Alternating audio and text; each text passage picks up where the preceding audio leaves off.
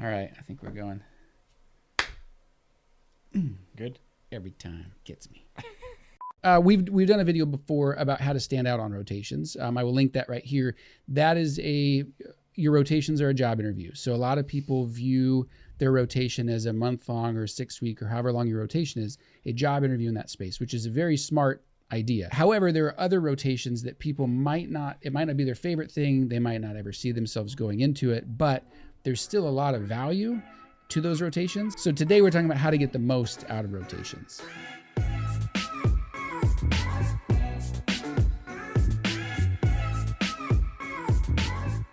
If you haven't noticed, we got a new set. New digs. Here at PA Startup. We looked at trying to rent somewhere out, but wow, expensive. We're in the wrong industry. Yeah. We need to be in commercial office space because a little 12 by 12 area. Sure, we can do that for $500 a month. I was like, can rent an apartment for $500 a month. Good news is I have a 12 by 12 area. Good news is Garner. So Garner and I both have 3 kids.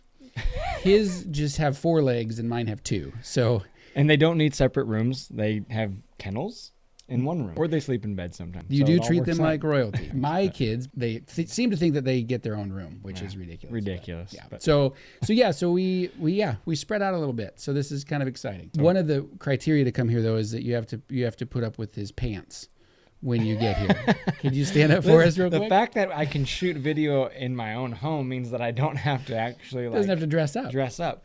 And, what do you got? And you don't get to rock the 80s themed pants on a regular basis. Hey. Walmart today was a trip. Lots Yep. of looks, and I was like, I wore these to fit in here. That was admiration. The people That's of what that Walmart. was. They weren't judging you. They were admiring you. So we have students. Chris has been taking students longer than I have, and it's a little different because we're in a subspecialty that's typically an elective. So we kind of assume that a lot of our students are there because it's something they are interested in doing. That's not necessarily always the case. No. So before you guys even set foot in the hospital or clinic where you're doing rotation, I think it's important to set goals for yourself, depending on what that rotation is. Like we've said, there's some rotations that you're going to be excited about, some that you're maybe not going to be as excited about, and that's okay. But no matter which one of those types of rotations you're going on, set some goals for yourself. So, for example, family practice. I need to get better at efficiency because I'm going to see 30 patients in a day, and I'm not the best at notes. And I need to do better physical exams because I'm going to be doing 30 of those a day. So I have the opportunity to put a stethoscope on and listen to heart and lungs and maybe recognize a murmur.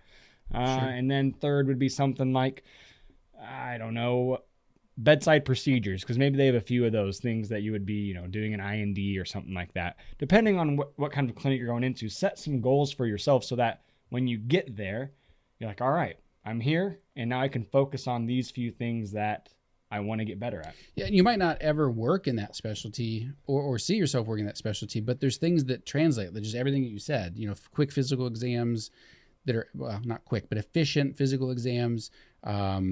Also charting. Yeah. Like what do you write in the chart? Like, how do you not sound like an idiot when you write in the chart? Or how do I put orders in? Or how do you write prescriptions? Like those sorts of things are essential, and they translate across the board. Yeah, like when I was doing my ER rotation, I liked ER, but I knew I was going into surgery. So I was like, give me every laceration you have. Right. Let me just work on some suturing skills. Okay, that's easy enough. Now, I saw lots of other things, but every time a laceration came in, hey, that student said he wants to go into surgery.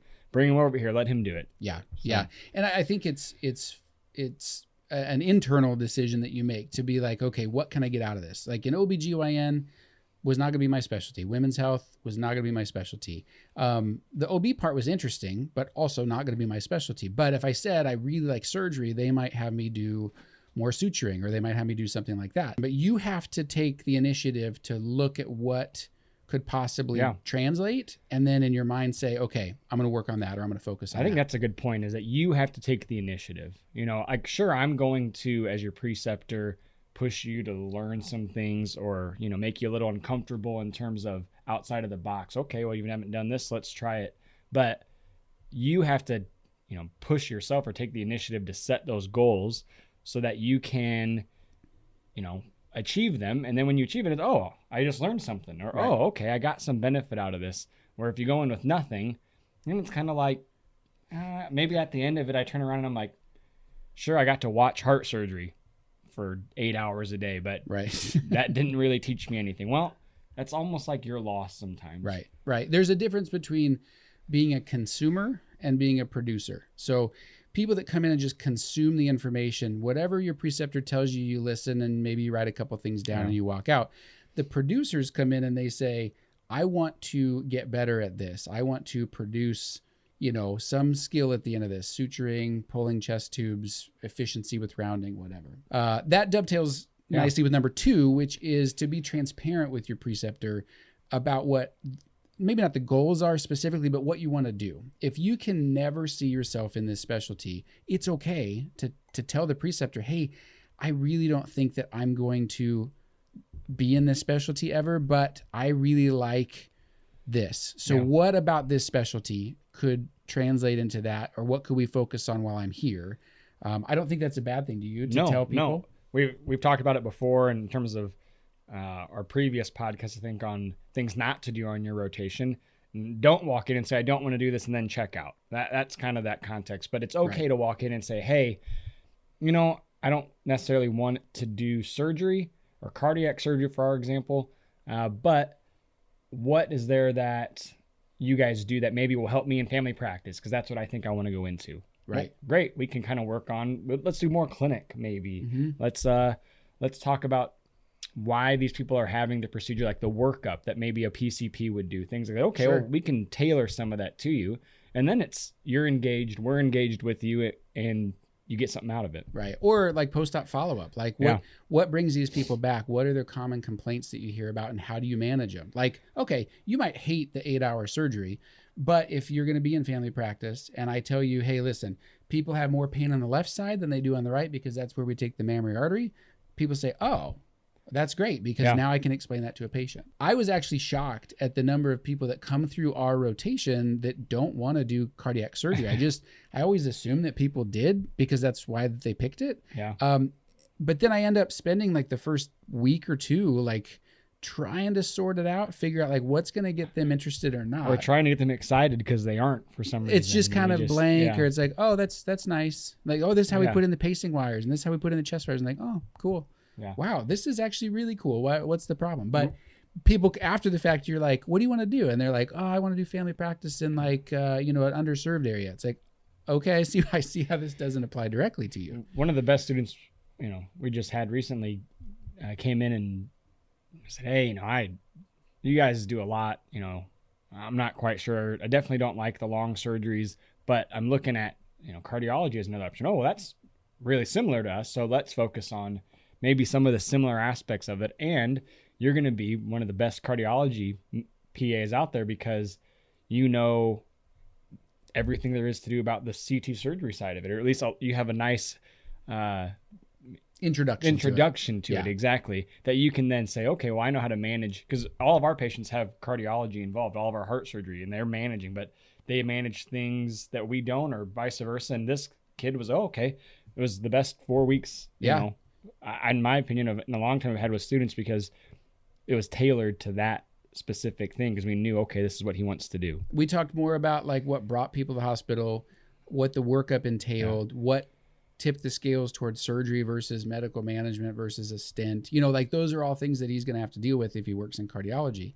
And then of course, there's a universal skill is suturing. So we made sure that he got suturing time and stuff. But at the same time, we also didn't make him stay for every single case because, dude, you're not going to do this. It's okay. You should take off. So not that every preceptor is going to be that forgiving. We're pretty cool preceptors. I mean, we're kind of pretty much the best. So I think just being transparent with your preceptor and don't feel bad. Like, it's not offensive. No, it's not clear cut. I mean, we always joke about, a patient comes in and they say, well, my stomach, hurts a little bit and this and that other thing. And I kind of manage from the chest up. We always joke about it. But I still see post-op ileuses and all these things. So it's important to have some knowledge of it because it crosses over. It's not, well, I do cardiac surgery, so I don't mess with anything in the belly. There is crossover in everything you do. So if you can be honest up front, then it makes it easier, I think, for you and the preceptor to tailor that rotation for you. Third thing I think that will help you, and this is not medicine necessarily based at all in terms of knowledge, but observe your preceptor or other providers involved in your rotation. Observe how they interact with other providers, observe how they interact with patients. For myself, I remember specifically seeing this one doctor, every time he'd walk into a room, sit down, every time. And I was like, that's kind of crazy. Like, I mean, everyone's busy, but the fact that he takes the time to sit down in every single room.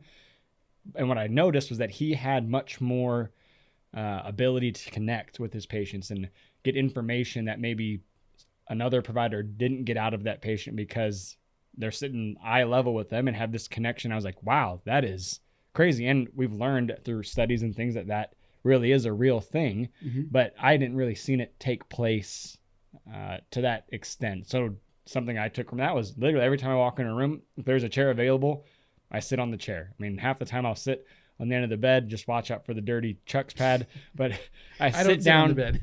Sit down and try to have a connection, just even if it's only for the 3 or 4 minutes you have. That was something that I saw just from observing that provider's behavior. Yeah, you know, and the interesting thing about that is that you don't have time for that. Yeah. So that is a purposeful decision to go in and say, I'm going to sit down. And along with that, you have to figure out how to guide the conversation a certain way so you're not in there for 45 minutes. But everyone's busy, and you will notice on rotations that everyone is just kind of grinding through.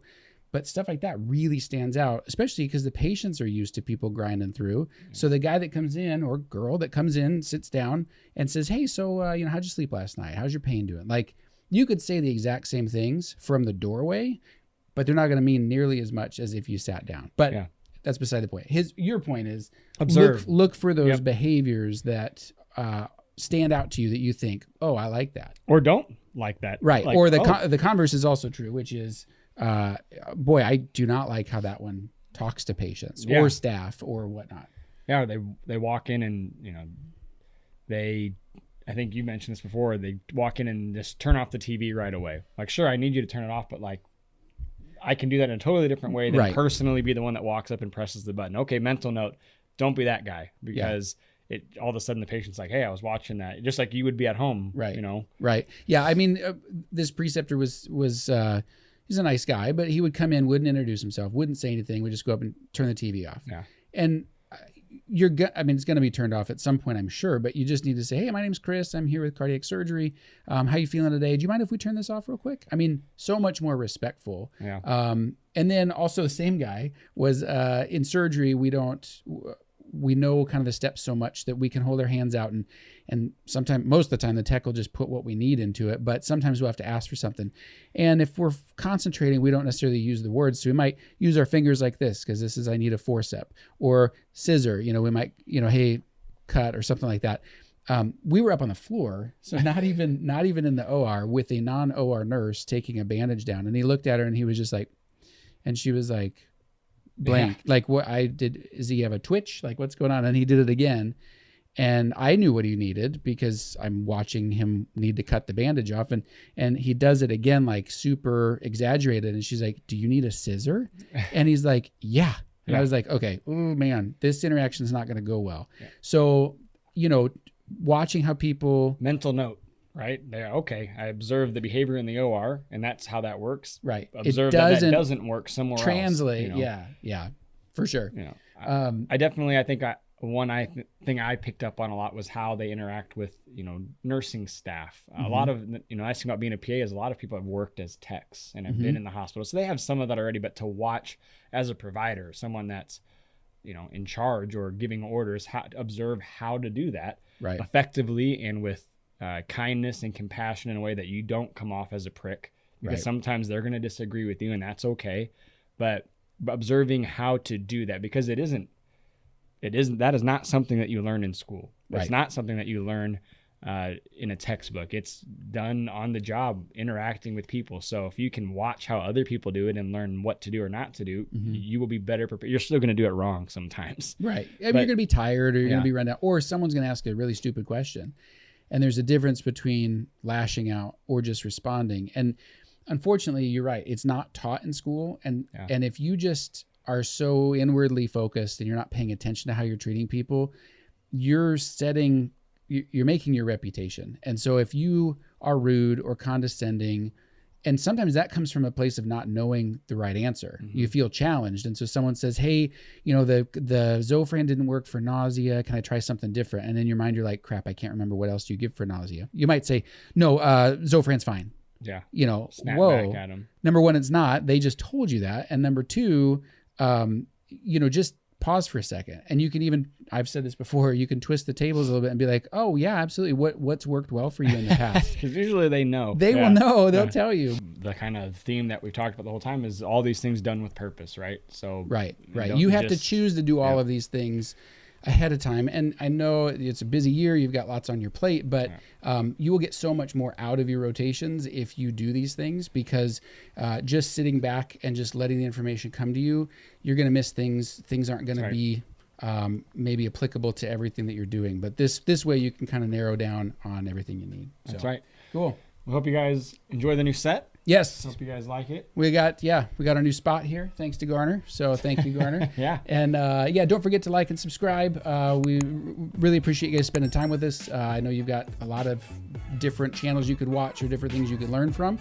But thanks for watching us. We really do appreciate it. Thanks, guys. See you next time. See ya.